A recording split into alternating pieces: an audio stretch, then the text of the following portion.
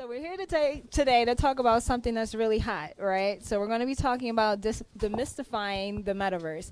And so it's this hot word, it's trendy, everyone's talking about it, but what is it? What can you do with it? How can you get involved? And so what I want to do is start the panel with everyone just kind of introducing themselves and talking about their work in the metaverse, and then we'll take the conversation from there. So Justin, I'll start with you.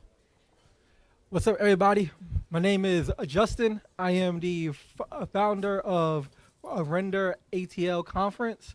We are a community of software engineers that get together every single year in June to host probably one of the biggest software engineering conferences in the entire country.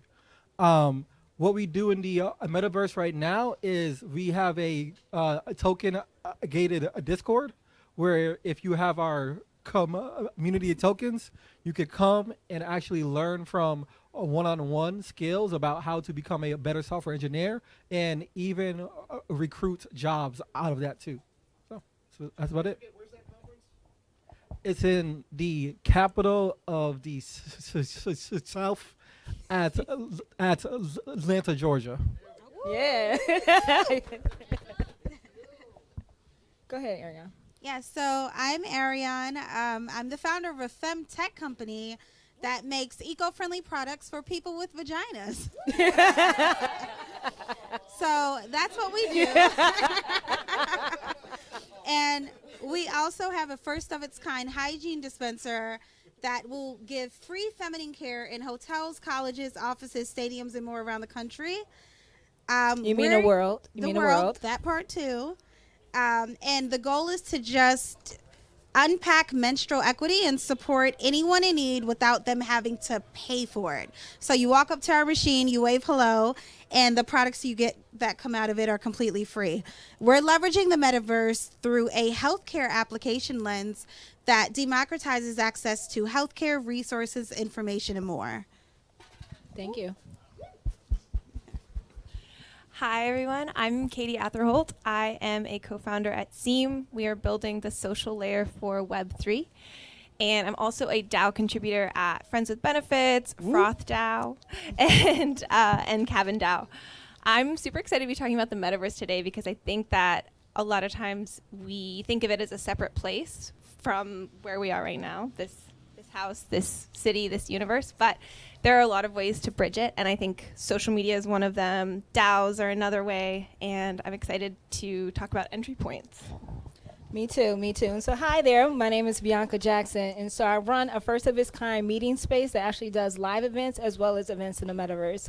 And so I'm really excited to bring businesses along in a space to give them an opportunity or alternative, I should say, to having live events where some people are still afraid to come outside. You still have communities who are vulnerable and don't want to risk their health. So being able to offer them this opportunity to bring their events to the metaverse have given them the ability to reach more people. So I'm excited about this conversation and where we're going to take it today. I would say let's start here. What do you see as opportunities in the metaverse as well as threats for the metaverse? Because we can talk about what it is, but I think in explaining it in that way, it will help bring the conversation all the way around. So I think a huge opportunity is for brands that have a media presence or those that have a sports franchise presence, because it would allow them to actually tap into their loyalty base of existing fans and actually give them a way to show that they are a super fan and also get some kind of collectible token to actually show off to the entire world. When all of that happens, you've now created an entire nation of like fans that you probably didn't even know existed in your own neighborhood. So I could be a Chelsea football club, and I don't watch soccer at all, y'all, so please don't judge me. But I could be a Chelsea football club fan based in Atlanta and get a token showing that. But then somebody else could also see I have that token and say, hey, I also am a good fan of a Chelsea football club. Now you created a whole bond with that person. So I think it's going to be a way to show people who you're affiliated with, and also get some cool perks out of it from those brands too. Got it. I think that there's some value to it. There's definitely value to what you're saying, right? And I think a lot of times when we run businesses, we forget to really focus on those 20% of our customers that are, generating 80% of our revenue, right? So I think you're absolutely right. Focusing on super fans and, influencing them to buy more from us. So definitely. Anyone else want to chime in on that question? Strengths and opportunities? So for me, one of the strengths is it's always going to be healthcare, because honestly, I just think our healthcare system is fucking trash. But it is what it is. But I think about the fact that, like, when some shit goes down with my skin, I have to Google, what is this scar on black skin? What is this mole on black skin? As if my skin is other than. So for me, I think one of the strengths is the ability to kind of pull off that veil and make it so that we're like degentrifying access to healthcare and wellness and what that means. And for me, that also means that we could probably apply the metaverse in a manner where doctors are able to actually, build a portfolio of like culturally relevant care in Black and brown communities. That means that there could be an application where they practice speaking to patients correctly as if they're fucking humans in the metaverse, right? Because and as someone who is well-versed and well-spoken and knows the medical side of things, I still feel like sometimes there's a lot of bias in those interactions. And I look at it as an opportunity to leverage a strength where, doctors can apply it to medical settings like that. They could also leverage the metaverse to almost operate in a clinical setting so that they're able to see the diversity of their patients. And then it's also a practicum where you could actually find out more about the experiences of the patients by hearing directly from them. Even if you're a doctor that might be going to medical school or practicing in an area where there aren't a lot of minority patients. So I think it's a strength. Risk, for me, it's ownership. It's access. It's language. I will never forget logging into the metaverse the first time and realizing that shit looked just like GTA. Like, it really was Grand Theft Auto. And I'm like, well, isn't this like The Sims? But like, there's a language barrier. It's very easy to keep people out if you're calling it the metaverse, when in reality, it's augmented reality, So there's two different things. Yeah, I think to build off of that, you can sort of subvert geographic location, social determinants of health. You can access community in ways that physically you might not be able to do, you might not feel comfortable doing right now. And the idea that there's sort of a democratization of access, that's really cool to me. The idea that people can access healthcare that's more effective for them. They could, feel community despite not being physically there. I think those things are really positive and can change people's lives. And what's necessary within the structure is to build in moderation tools, privacy settings, the ability for people to understand what data they're giving away when they enter the metaverse, and just to make it as safe as possible, because we've done the whole like getting on the internet and selling our data thing, and it wasn't so great this time around. It was okay, pros and cons, but we know and we've learned, and I think that we can go in more prepared this time than we have before. Yeah, and I'll add one thing. I think when it comes to opportunities, especially for events, right, that you can already reach people all around the world, but it's very different than being on Zoom, AirMeet, and Hopin, right? When you're in the metaverse, it feels like you're physically in the same room with someone, which I think is really cool. And I actually think that is the future of human bonding and socialization, in my personal opinion. And so I'm really excited about when people take in consideration privacy, safety, emotional safety in the space, and just being really considerate when they're building their experiences to make sure that everyone feels safe when they get there. So I know, Arion, you touched on kind of like risk and like some weaknesses. I want to touch on weaknesses and some threats that we need to kind of be aware of. And you mentioned some too, but let's talk about that a little bit more, because we've got to talk about both sides of the coin here. There's a great paper out of Harvard that talks about human rights in the metaverse. And I think the metaverse is something that it's so easy to be like, what is the metaverse? Where is the metaverse? How do we get to the metaverse? And it's a collective effort to build out sort of a spectrum of extension of our spaces that exist in real life to fully immersive virtual reality, like you mentioned, augmented reality, mixed reality, all these technologies kind of create and form the metaverse as it stands today and what it'll be in a year or 10 years from now. So yeah, it's important to start to look at, like I was saying before, what have we learned about things like human rights or access to people's data and privacy or access to effective care, and what can we take into this new space that we're building from scratch in a lot of cases to make it better. What really interests me, and okay, I have ADHD, so my head goes into crazy places. But what really interests me is the threats and risk that would come from a policy side. Like, I had seen this crazy article, and I have a 2-year-old, y'all, but I had seen this crazy article about kids logging into Roblox and like their characters being raped or fondled or all these crazy things. And, you know, my son is not old enough to play Roblox, but what are the implications? My questions and my fear revolves around policy that could come because of the implications of like people logging on and doing things like this. What does that mean? We don't see any precedent.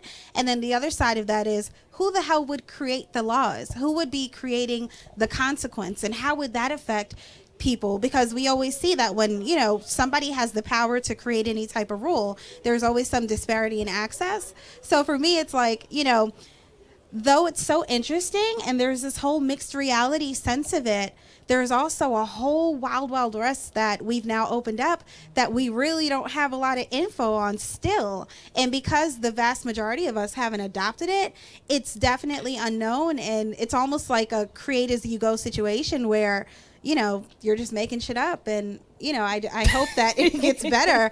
But at the same time, it's also crazy. And, you know, there's also real estate and red light. Can you imagine redlining in the metaverse? Let's not even think about it. Folks are buying real estate now. I'm like, damn, how do I get an acre? But like, these are real things. I was gonna say, I think you could summarize all of that underneath just one word, which would just be education.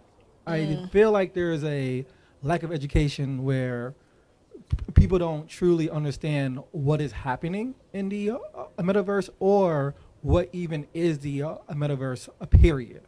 So when there's a lack of education, there is also a lack of policies that will also match what needs to happen, which goes back to everything that like you're talking about, where if the people that are in Congress or the people that are on Capitol Hill don't truly understand what the metaverse is, when they go to implement a policy, it's going to be harmful in now multiple ways. And it could actually get in the way of us, the folks that actually understand the metaverse, trying to help it out.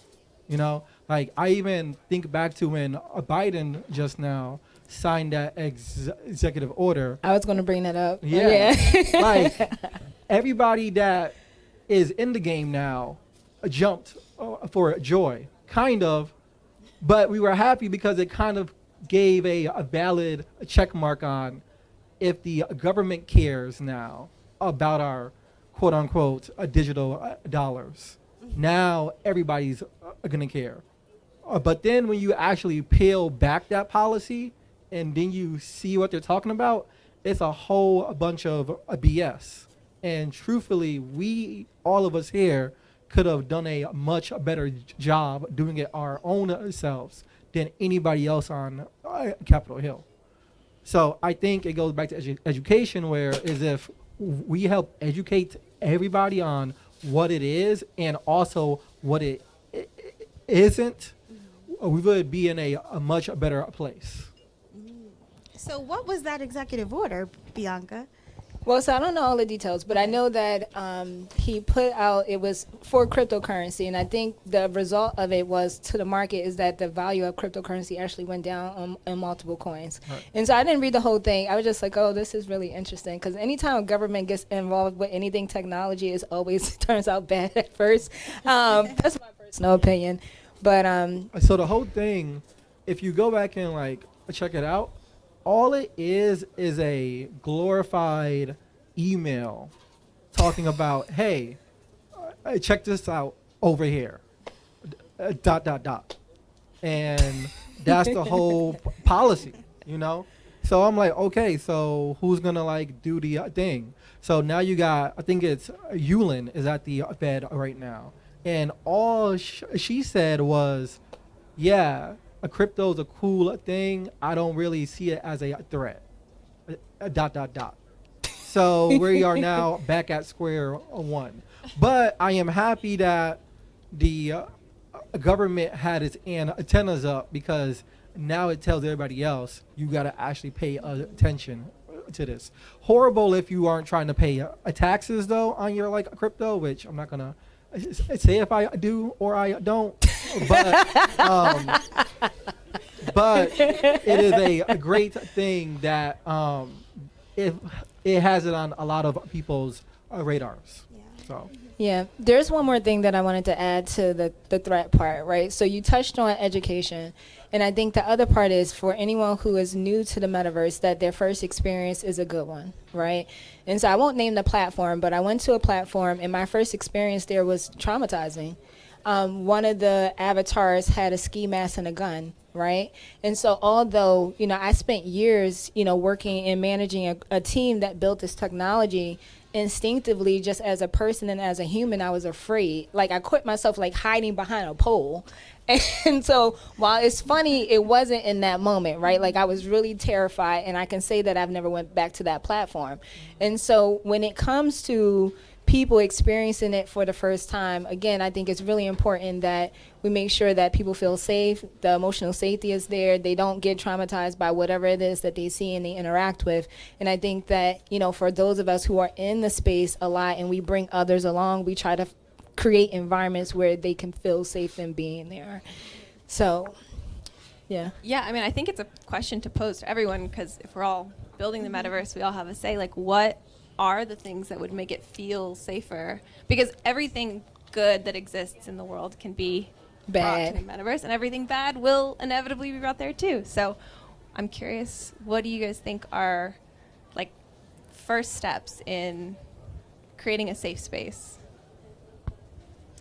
For me, the biggest thing that I stress when creating any type of safe space, whether digital, physical, or whatnot, is ensuring that there are diverse representations across the board, and that the people that have a seat at the table are able to provide valuable input that is taken seriously. I can't tell you how many mistakes we would all avoid if we just simply thought to diversify the type of opinions in education and access that are coming our way. It's like listening to, it's funny, you brought up the Congress. I watched the trial with Zuckerberg, and like at some point you've got these old ass dudes that are like, yeah, my granddaughter's on Facebook. And I'm like, hello, like, why aren't y'all asking the real questions? So I think for me, it's definitely diverse ownership, leadership, application, operations, rule setting, and then also consequence building. I have a quote that I had actually made up. It goes, humans will always human. Yeah. So at the end of the day, people will always be the worst versions of humanity possible if they don't have any clear boundaries. And the boundaries are the things that prevent me or anybody else here from just doing things such as murder or doing things such as like theft, which is going to be laws. So I believe that the very first thing that you need in a place is an actual authoritative body that could do things such as banning you out of the metaverse. You need to have some kind of repercussions for your actions. It's again the same thing why I just don't go rob a bank and then I got all of my problems solved, because I'm not trying to go do time in jail, you know? So if I know I could go rob your crypto wallet and there will be no repercussions, then who the hell are you to say, no, don't? You know? I'm trying to also live, and you got the thing that I need, you know? So I think that the only way it could ever get quote unquote better, because it isn't as lawless or as egregious as it had used to be. It has improved, if you want to believe that or not. But it could be a lot better. And the only way it could ever get better is if there was some kind of authoritative body out here. Well, that's interesting. An authoritative body. I think people will have opinions about that, right? Well, yeah, but it goes back to yes, and nobody wants to quote unquote call the cops, right? But if you are getting robbed, you're gonna say, "I call the cops. I need help." You know what I mean? So same thing is if anybody here were to hack my ETH address, who I'm gonna call and say, "Hey, yo, I need some help right now." No, there is nobody to call. But if there was a 911 in the metaverse where they could actually take action on you, things would calm down quickly. I agree that I think being able to remove yourself from a situation which feels unsafe is one of the most crucial parts of creating a safe experience. I think someone has to engineer that, so there does have to be someone in charge. But for me, aligned incentives and shared ownership is a really cool way, and I think that's because I come from the world of DAOs at the moment. So we're all about how do you put that responsibility on the community? How do you make it the community's job to sort of self-police and say, well, what kind of behavior would I want my 2-year-old son to watch me do in this space? And can I extend that to someone else's son and someone else's family and their community? And what kind of incentives, financial or reputation or otherwise, can we assign to the upholding of those rules and guidelines and objectives? And how can we all agree to sort of create a space? And I would be curious for you with building out the metaverse with people, how do you talk to people about their goals for the kind of space they want to create? Because theoretically, if we want to do GTA style metaverse and everyone's okay with it, great. But if you don't want that, you have to define that. You have to define your goals, and how does that work? Yeah, I mean, most of the people, or I should say most of the organizations we work with are business or organizations, corporate. So they have very business-like needs. They're not doing GTA stuff, or at least we hope not, right? But yeah, they're more interested in selling their products, finding a way to bring attention to their services. And so most of the behavior that they're exhibiting in there is good behavior, right? And so they're focused on how to better connect with their customers, their consumers, and things like that. I think we get into almost lawlessness when it's more social, right? More social, more artistic, and also very profitable, especially when you get to the NFT world. And so that's how we're pretty much handling it. Right now, there isn't really much to handle on the business side. Yeah, it makes sense. People want to protect their sources of income. They want to protect the community they've worked hard to build. I mean, I'm just waiting for the headline from the people that bought you Tinder swindler, meta swindler or something. Because we know it's coming, Part 2. Yeah. Definitely. Yeah, so any final thoughts around the metaverse? Actually, what do you see for the future and what do you like right now? So I'll start with that. Right now, I am loving the fact that different entities like Afrotech and many others are leveraging the metaverse to hold let's say job fairs for college students in tech. Like I've seen some really cool stuff where people were able to log into the metaverse and digitally walk up to a representative of Stripe and like have the job interview in the metaverse, upload the resume online to the metaverse, get the job interview completed, and actually get hired in the real world. So I love that application of it. I've loved the application of conferencing where, you know, you're walking onto virtual stages and being able to speak to the avatars that are in the seats next to you. For me, it kind of opened up a world that I didn't know existed pre-pandemic. And then it was also cool because you're doing these really serious things, but they're almost gamified. So for me, with our company, we have a health community of 150,000 women. You walk up to a machine in any part of the world, you wave hello to our machine, get the products out of it, scan the QR code, and it links you back to a community of women. I'm looking forward to holding like digital health conferences.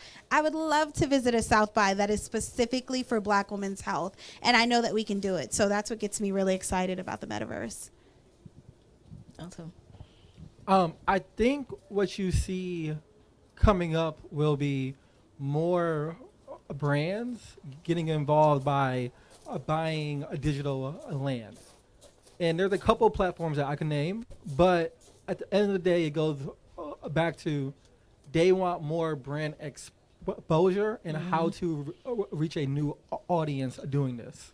I think the other thing that you're going to start to now see is there will be more opportunities for products that are in the metaverse become cross a platform. So if I were to buy land in a Decentraland, it could only ever exist in a Decentraland. But the same way if I buy a house here, I could technically jack it up and then move it back to like Georgia if you have enough cash to do that. So I think you're going to start to see like a backwards compatibility come out where your assets can now exist across platforms. One of the interesting things though is I feel like people don't give Apple a ton of credit because I feel like Apple is extremely close in the like a metaverse compared to a company that had changed their name to be in the metaverse. If you really think about it, if you have an iPhone, and I apologize to any Android users out here, but if you have an iPhone, you're able to go to an app store, which is technically not decentralized, but you could go into other worlds based upon the apps that you want to download. And then in those apps, if it's like a Roblox or like anything else, you could actually use their own form of a currency.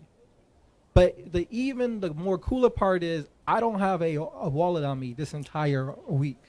But I'm able to now walk around and just use my dang phone and then scan and like pay and just go on about my day.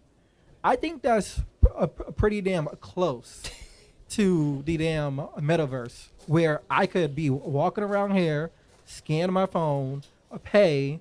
I could even use it as a driving license in certain places too. And if I hop on Twitter and also go live, now you're building a whole community of people to engage with you, which at the end of the day, that is honestly what the metaverse is all about, is building a community of like-minded people that will be engaging with you that isn't set by any physical boundaries. So I think Apple is going to be a huge player soon. They've just been quietly doing it. There were two applications I thought about while you were talking, Justin, that I actually loved. My company raised now over $1 million, which puts me in that small little bubble of Black women that have Woo. done it. Amazing. But what was interesting is I was on an investor call with an amazing woman who had a metaverse partnership platform where she partners with brands like Gucci and Telfar and all these other luxurious brands to build out limited edition outfits for metaverse avatars. And of course, if they're only putting out maybe 1,000 of these, it almost becomes like an NFT in that they're in high demand and low supply. I think the other application that was really cool, which I would love to do, is hosting digital events, which I know is what you do, Bianca, with BrickRose Exchange, because there's an opportunity for people to leverage their equity and their land in the metaverse and build up these ginormous properties and more. And I could see a lot of people like us leveraging those assets and those real estate entities to host digital events, conferences, parties, whatever you have. We have the Great Daily House here. We could have it in the metaverse equally. So that really excites me as well. Okay, well, let's talk, Arion.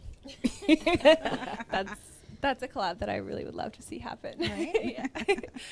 For me, I come from a design and communications background, so designing experiences, safe, equitable, accessible experiences, designing the aesthetic of the metaverse. There's some interior design schools that are talking about releasing courses on interior design for the metaverse, which is pretty cool. Yeah, that is cool. Opens up some interesting. Yeah.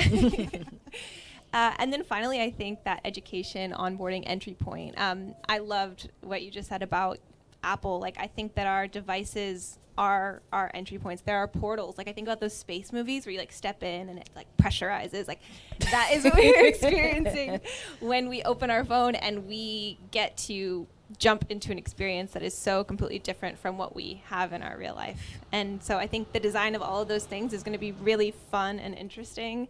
And there's a long way to go with all of it. So I was going to say about that long way to go. There's a quote that is from President John F. Kennedy, which goes, "The upcoming set of technological problems isn't the solution.